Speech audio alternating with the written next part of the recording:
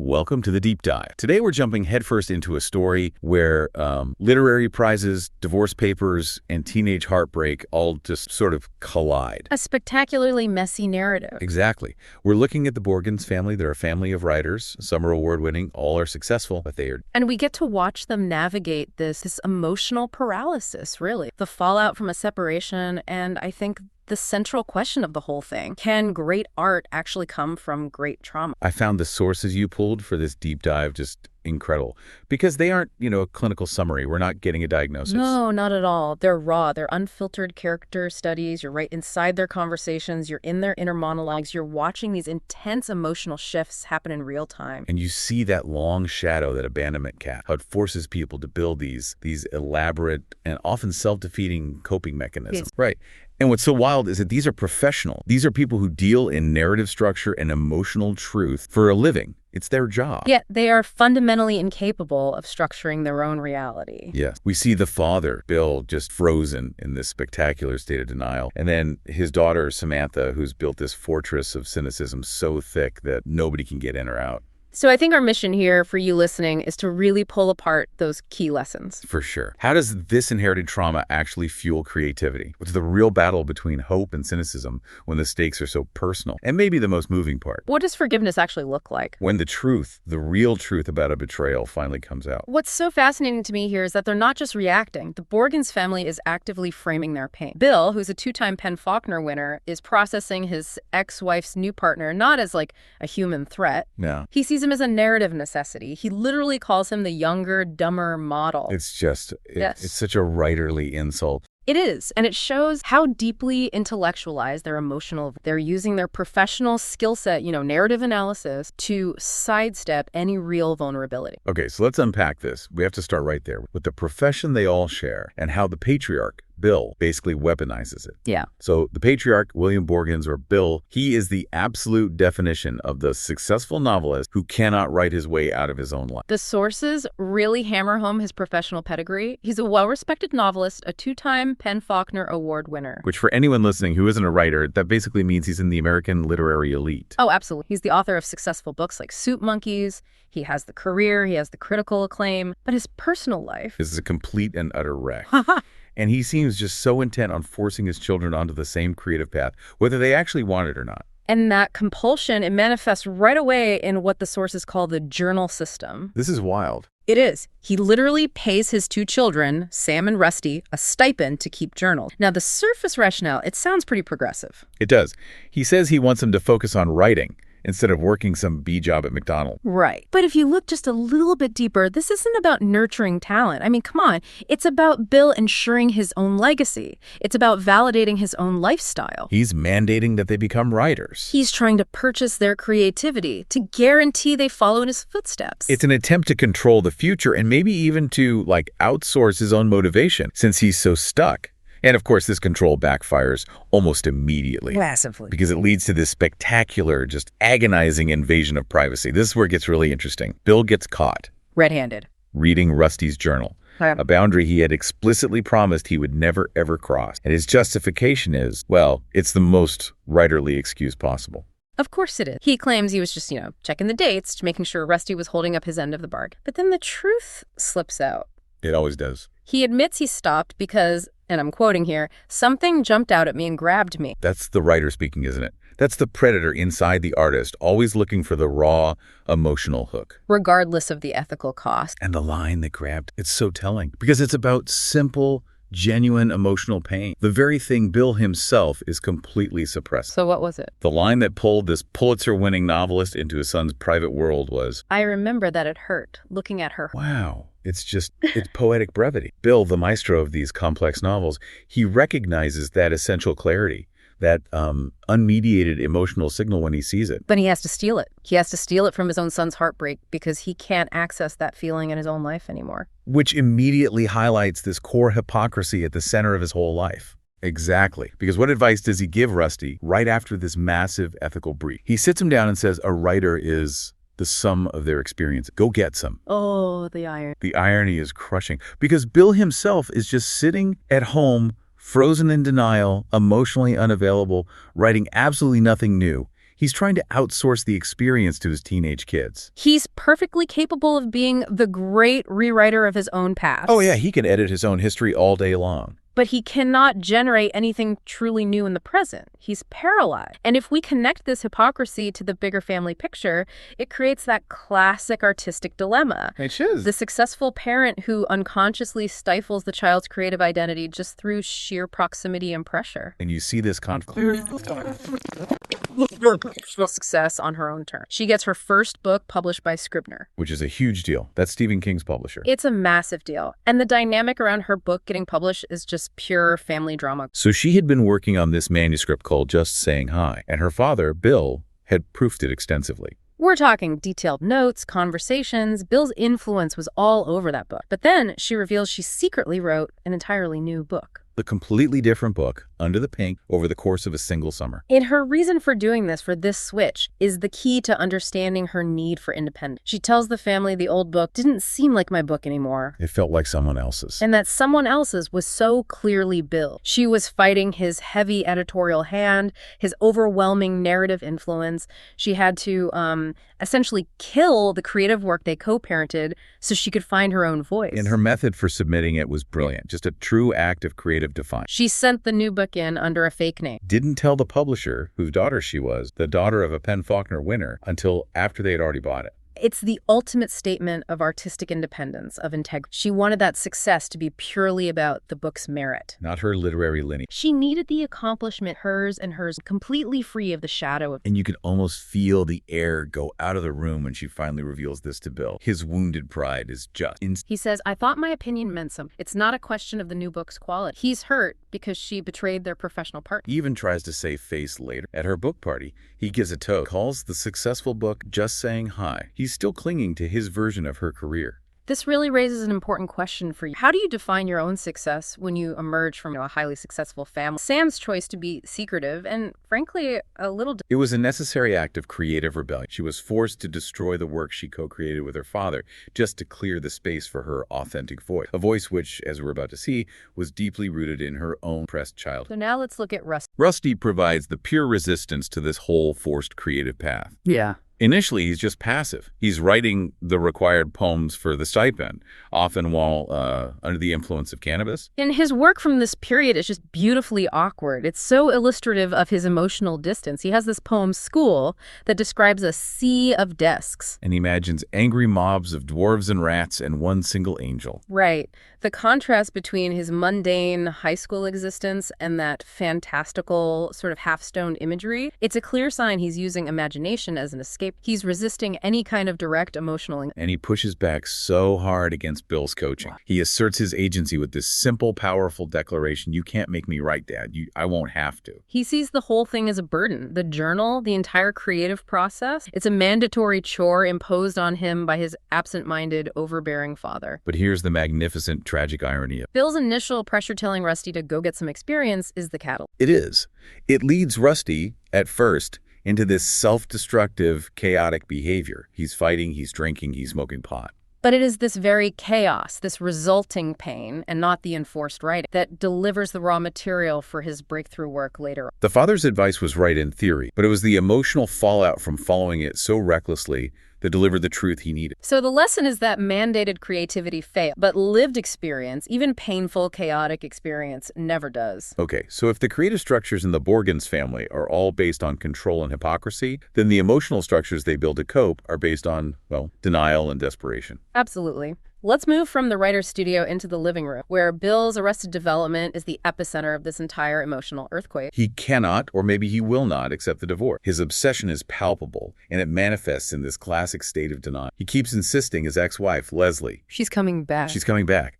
The sources paint this picture of a man just stuck in emotional quicksand. And the detail that captures this denial best is truly bizarre. It's incredible. He literally sets a place for her at the Thanksgiving table, an empty chair, with a plate and silverware, just waiting. And Sam calls him out on it immediately. She labels it fing nuts. Because at that point, it's not just denial anymore. No, it's performance art. It's designed to draw pity and to sustain this fantasy that he's living in. It's theater. It's designed for emotional manipulation, maybe even for self-manipulation. And he also obsesses over his ex-wife's new life, stalking her and her new partner, Martin. And again, his assessment of Martin, the younger, dumber model, it just shows he can only process betrayal through literary criticism. He's framing the guy as a replacement actor in a tragic sequel to his own life story. And the rationale he gives for this 3-year-long frozen state is what gives the whole narrative its anchor, or promise. Right. He claims he's sticking to a promise he made to his ex-wife, even when she explicitly tries to release him from it. She literally tells him, "That was a lifetime ago. I release you from your promise. Please go on with." But he just clings to this obligation like it's a life raft in a storm. And this is where we have to integrate that crucial concept from the outline. Bill's adherence to the promise is his personal delusion of control. We learn that Bill is secretly involved with a woman named Trisha Walcott. A very married woman, yes. He meets her for an hour after she drops her kids, and it's Trisha who just cuts right through his denial. She delivers this devastating observation to Bill. She's describing the structures we build around ourselves. She says that society, government, money, careers, nuclear families, monogamy, all of these things are, and I'm quoting,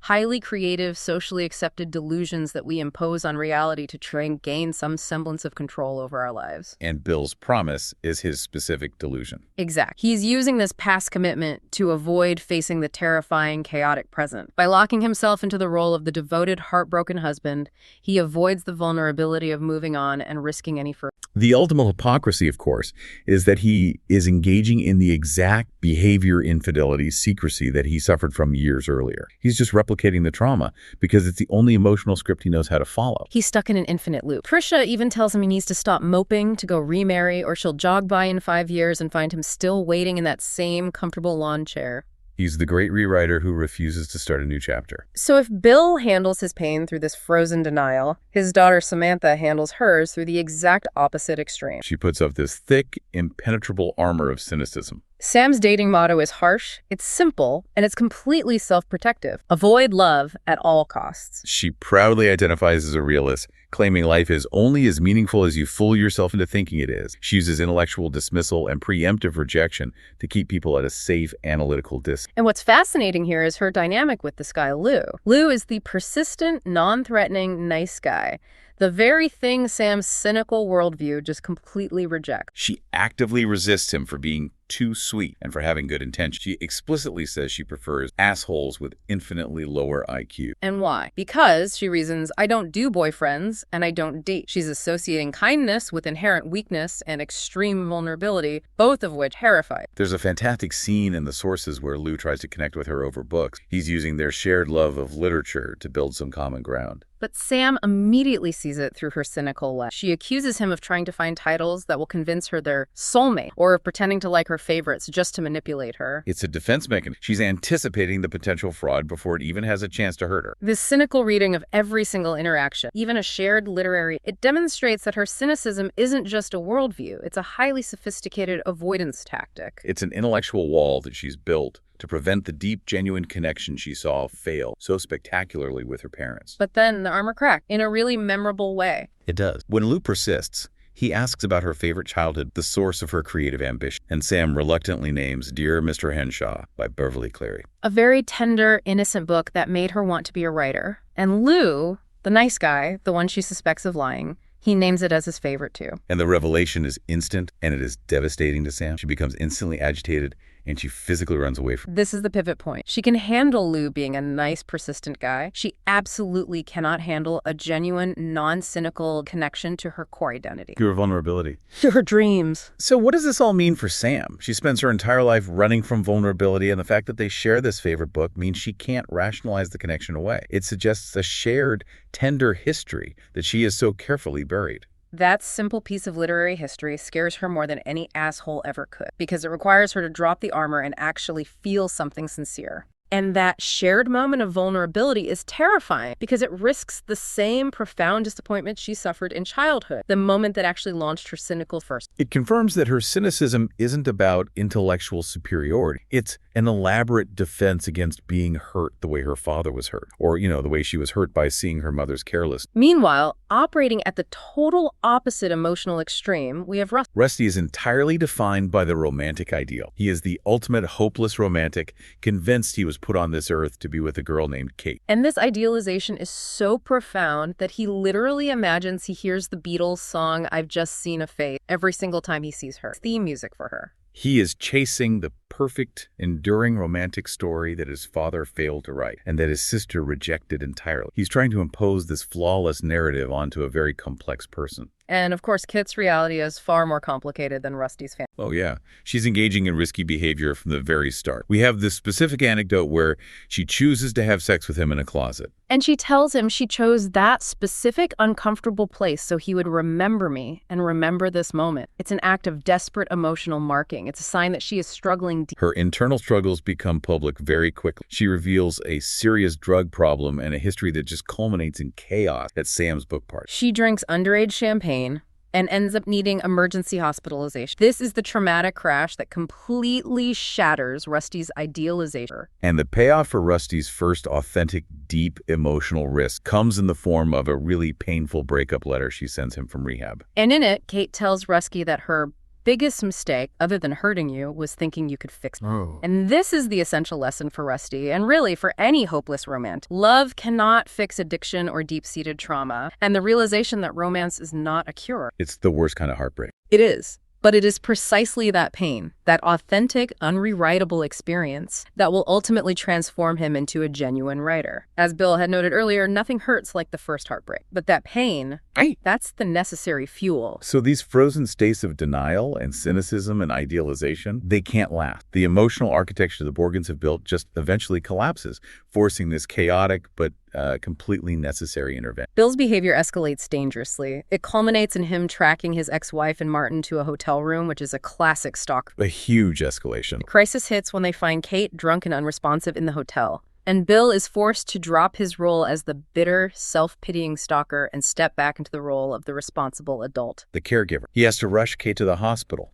The real world, full of actual danger and obligation, it demands that he stop performing this self-pitying delusion he's been living in. And it's this moment, facing a genuine crisis, that forces the long-standing family narrative to completely shatter. Bill finally confesses the true, complex history of the divorce to Samantha. The story he tells reframes everything. He admits that years earlier, he was the one who betrayed the marriage. He fell in love with somebody and I got lost and I left. For 6 months. For 6 months. And when he came back, Leslie, his wife, took him back, but she made him promise that if she ever made a mistake, he would wait for her. And this is the absolute pivot point of the entire story. It transforms Bill's denial from just pure delusion into this twisted, misguided attempt at penance. For 3 years, Sam had been blaming her mother for leaving. Her cynicism was defined by that perceived betrayal. But when she hears the truth, she understands. She understands that Bill's 3 years of frozen denial wasn't about getting Leslie back. It was this profound, if broken, attempt to honor a promise stemming from his own earlier failure. And Sam immediately grasps the tragedy of it. Bill's obsession wasn't about winning his wife back. It was about fulfilling the terms of a contract he had initiated. Sam realizes that the waiting has become self-destructive and, frankly, pointless. And in that moment, Sam becomes the adult. She provides the necessary permission for Bill to finally move on. It's the ultimate role reversal. It really is. She tells him the waiting is over. She waited 6 months, Dad. You've been waiting 3 years. I think you made good on your promise. It's okay to stop. That permission is so vital because Bill couldn't give it to himself. He needed the objective observer, his daughter, to validate that the debt had been paid. In that acceptance, Bill finally acknowledges his ex-wife's strength. He admits that she is a far better person than I'll ever be. And the delusion of the promise finally collapsed. Reality can set in. The sources show a really powerful emotional shift right after this confession. It signals reconciliation and the beginning of recovery. While the family goes through this period of intense grief, Bill's emotional state is kind of cemented by the metaphor of his own song lyrics. He finds meaning in these simple, universal truths of growth. He sings, "Broken bones heal when you set them right. Tears will dry if you give them time." Yeah. You are your mother's child. She'll keep you for a while, but one day you'll be grown. The theme is crystal clear. Healing and growth, they require time, but they also require a conscious, deliberate decision to move forward, to stop being defined by a past failure. And Bill acts on that decision. He resolves to move on with his life. He declares it a New Year's resolution. He's finally ready to write a new chapter, not just rewrite the old one over and over. Which leads us to the final, really beautiful, symbolic scene that closes the Borgens narrative arc. The mother, Leslie, returns to the house. And she doesn't arrive with some grand declaration. She She simply explains that she got a little lost. What's so fascinating is the lack of a there's no recrimination. The family doesn't demand answers or apologies. They welcome her back into this newly defined, complicated structure. And Rusty completes the emotional journey. He makes a place for his mother at the table, not the empty delusional chair Bill had been setting for years. But a real functional space. This is such a powerful resolution. The empty chair is finally filled. It signifies that denial has been replaced by acceptance of their complex, flawed, but ultimately enduring. The family unit doesn't return to its idealized past state. It evolves into this newly defined, functional, and forgiving geometry. So the entire journey of the Borgens family confirms the central thesis that painful, authentic, lived experience is the indispensable ingredient for both a meaningful life and for profound authenticity. The ultimate lesson of this narrative is seeing how that pain translates directly into literary success for the next. Let's look at Sam's emotion. Right, so Lou has read her published book, Under the Pain, and he knows her incredibly cynical view of love and marriage throughout the whole novel. Presses her on it. He asks how much of this actually happened. And Sam admits she made most of it up, but one core piece of trauma, the emotional genesis of her cynicism, was terrifying. Seeing her mother with Martin on the roof. She reveals this devastating memory. She was a high schooler up on the roof when she saw her mother and Martin together. And when Martin worried about Bill possibly seeing them, our mother replied with this chilling carelessness, "I don't care. I don't care." That moment of public, profound, almost casual disregard for the family unit, that was the defining trauma that Samantha's cynical fortress. So her breakthrough as a writer came when she stopped intellectualizing the craft. When she stopped co-editing, just saying hi with her father, and instead tapped directly into that deepest, most painful, unmediated experience. The cynicism in her book, Under the Pink, it wasn't an artistic pose. It was a transcription of her authentic emotional reality. And this literary breakthrough immediately mirrors her personal life. Having processed that trauma through her art, she's finally able to drop the arm. She stops treating Lou as a psychological specimen and finally accepts. She agrees to a proper date. She no longer needs the avoid love at all costs defense mechanism. She's effectively rewritten her own romantic story. And for Rusty, the reluctant creative, the process is clear. The genuine, agonizing heartbreak he experienced from Kate directly fuels his first successful story, which he titles, I've Just Seen a Face, referencing the song that had defined his doomed crush. The painful experience transforms instantly into literary gold. And here's where Bill's early, well-intended pressure finally pays off, but entirely on Rusty's terms, not Bill. Sam, recognizing the raw talent in this story, secretly sends the manuscript to Stephen King, the same author she used to spar with Bill. The ultimate validation. It is. Not only does King, the literary giant, read the submission, but he loves it, and he sends it directly to a magazine for publication. It's the highest possible stamp of approval. The conversation between King and Rusty is the ultimate thematic statement for the entire Borgens family saga. Rusty tries to express his feelings, his gratitude to King, but he struggles. He says he doesn't know what to say. And King delivers the defining line, reinforcing this deep central theme of their journey. The most important things are the hardest to say. That sentiment echoes perfectly back to the writing ethos Bill had espoused so much earlier. The one rooted in emotional truth that he himself had forgotten how to access. Right. Bill had quoted Raymond Carver. He said, "I could hear my heart beating. I could hear everyone's heart. I could hear the human noise we sat there making. And I think that that's what writing is. Listen for that heart." Which confirms the final lesson. True creativity is rooted in emotional truth. Whether it's Sam's public trauma on the roof, Rusty's private heartbreak in that breakup letter, or Bill's eventual acceptance of his own vulnerability. The source of great art is the same source of a meaningful, non-delusional life. Accessing and accepting the beating heart of one's own. So, to summarize the extraordinary, chaotic arc of the Borgens family, you have Bill, who transitions from 3 years locked in this destructive delusion, the promise to painful acceptance, finally moving on with his life. And Sam moves from that guarded cynicism to a necessary. She accepts Lou and a real, honest. And Rusty channels his first major heartbreak, the ultimate lived experience, into creative success, earning the ultimate compliment from Stephen King. The common thread for all three is that authentic emotional risk and the honest self-narration that follows are the fuel for both their art and their ability to navigate complex. And if we connect this back to Tricia Walcott's idea that we impose these highly creative, socially accepted delusion onto reality to gain some semblance of control, then the entire story becomes an examination of what happens when those collapse. The myth of the perfect enduring nuclear family, the myth of the contract being unbreakable, the myth of protective cynicism, all of them just... But the violent clarity that results from that collapse is what gives them age. They stopped being characters in a story Bill was trying to rewrite and started writing their own messy, complex, and true narratives. What's fascinating is that even a 2-time Penn Faulkner winning novelist's life is defined by these necessary fixes and the painful clarity that results when they collapse. relationships. Which brings us to our final thought for you, the listener. Where do you draw the line between the meaningful stories you tell yourself, the delusions that give you a semblance of control, and the terrifying but potentially powerful reality that lies beneath them? And I think more importantly, which truth are you brave enough to start writing?